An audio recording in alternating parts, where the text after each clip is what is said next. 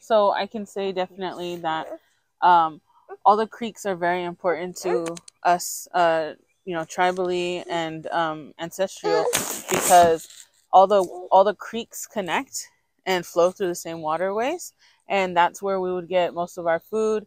There's a lot of traditional like plants and area in this area that we would use medicinally.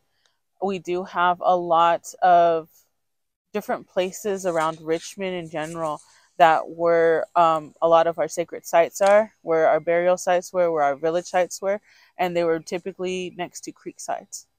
So this one in particular, because it flows through Wildcat Creek, this is Wildcat Creek, but because it flows through the watershed and through underground and through the city, it's very important us to know where it is and know what we can do to help the life around it.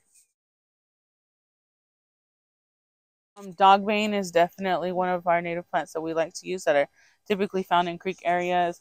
Cattail, tule, stinging nettle, willow typically are grow in the marshland area, and they're typically like shoots that come up. Tule we used a lot for our regalia, our dress, also our boats, our housing, our basketry. The same with the dogbane and the willow. We used also for basketry and things of that nature.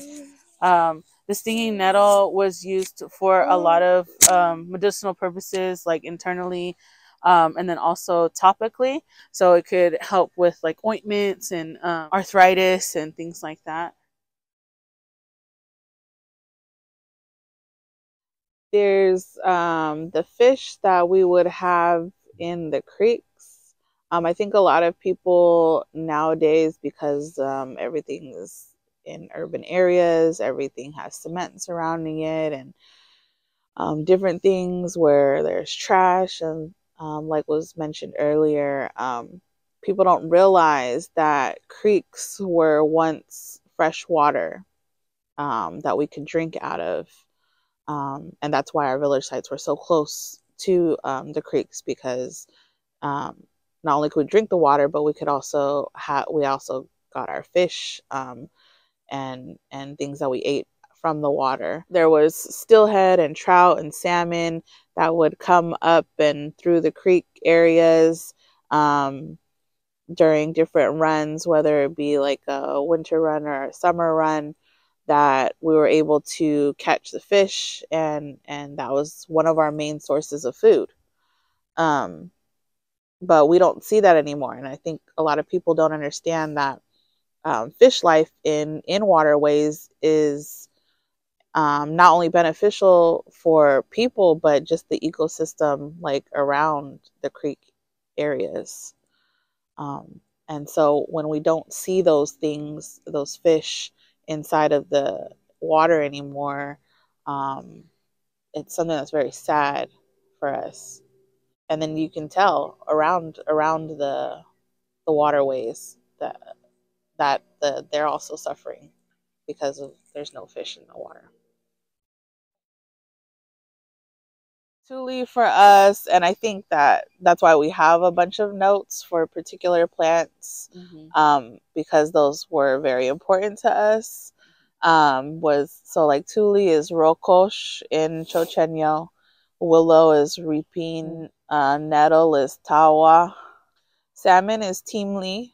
We don't I don't want to say we don't have a word for steelhead, but I can't remember that at the moment.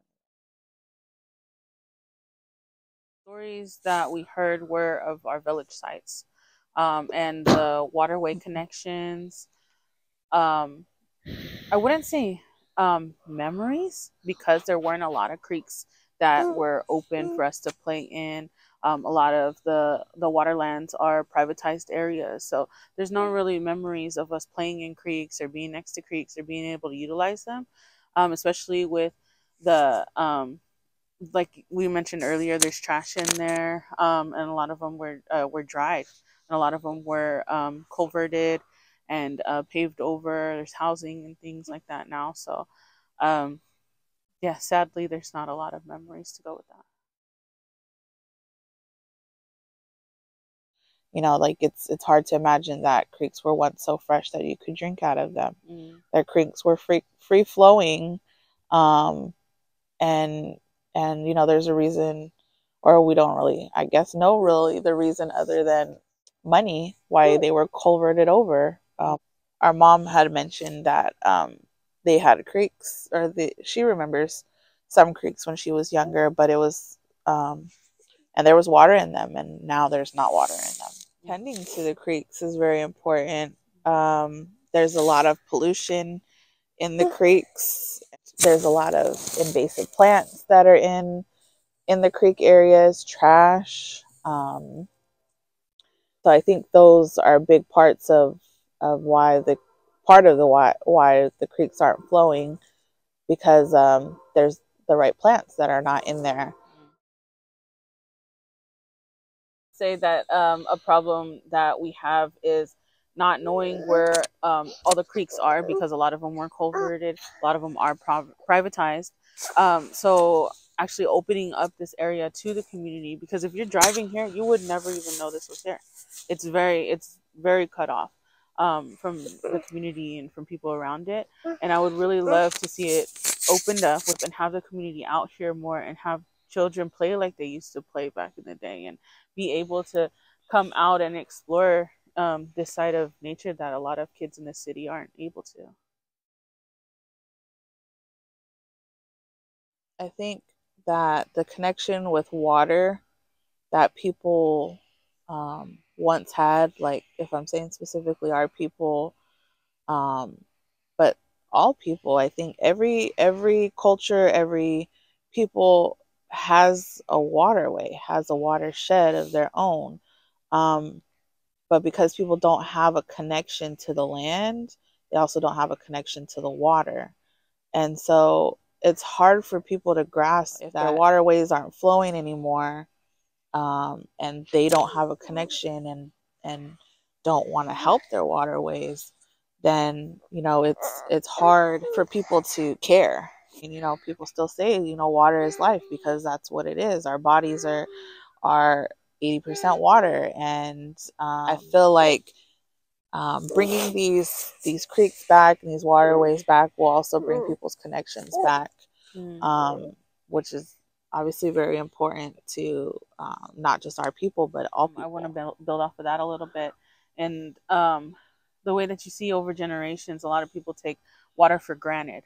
They don't really, they feel like, oh, it's an ongoing thing. It's never going to dry up. It's never going to end. And then the reality is that they are disappearing. The waterways are disappearing. Fresh water is disappearing.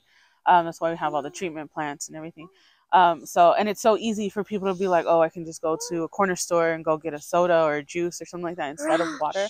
So instead of picking up those something more healthy and nutritious and fresh for them, they choose to go a different route. So I feel like education in schools at a younger age of what water means as people, as living on the whole earth, means to everybody, how important it is for life to be sustained and to move forward. We need water. And I feel like the education system needs to be brought to that, which is why I'm so happy that books are now being written about it and people are talking more about it. But it's essential. People should start reconnecting.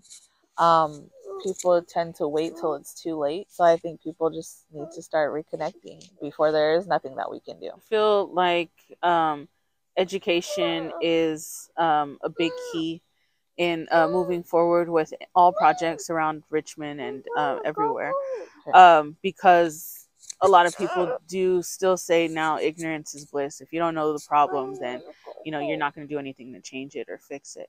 But if people start talking more about the problems that we're having in the communities and beyond, and how we're all connected, then we can all come together and try to find some kind of solutions, because it's for the benefit of everyone.